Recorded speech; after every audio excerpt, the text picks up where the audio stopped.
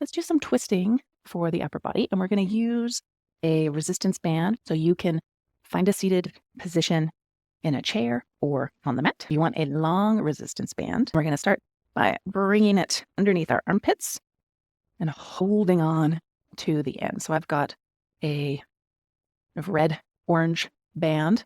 You can use whatever you have available. You're going to start with your elbows in at your side.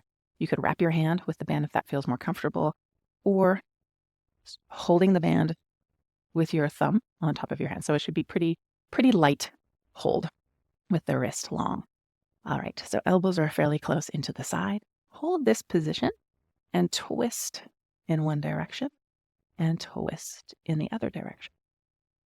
What you're thinking here is that your arms are not going to move.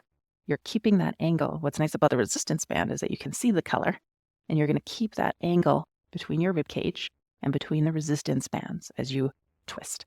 So we're really directing the twist into the spine. You might feel this upper back, lower back, your sides. Just doing maybe 3 each side, resting as you need.